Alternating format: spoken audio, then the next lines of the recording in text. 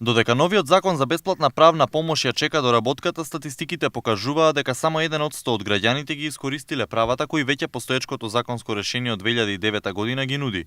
Најсиромашните граѓани многу тешко стигнуваат до правната помош, а со текот на годините се покажа дека законот преживува само со поддршка од граѓанските здруженија.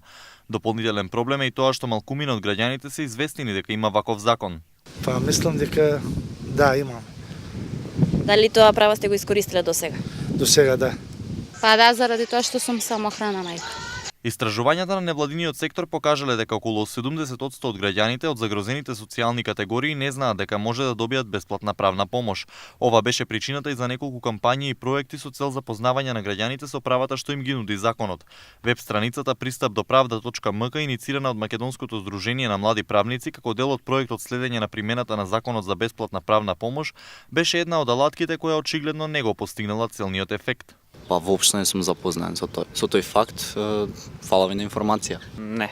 Новиот предлог закон е дел од реформскиот план познат како 369, меѓутоа беше една од нереализираните мерки во временската рамка откако текстот беше вратен на доработка, по забелешките дадени во текот на јавната расправа од Адвокатската комора и невладините организации.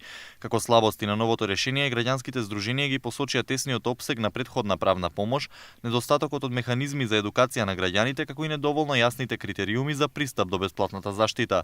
Претходно пак заменик министерот за правда Оливер Ристовски посочи дека освен тоа редовната тарифа за бесплатна правна помош е превисока за буџетот на министерството.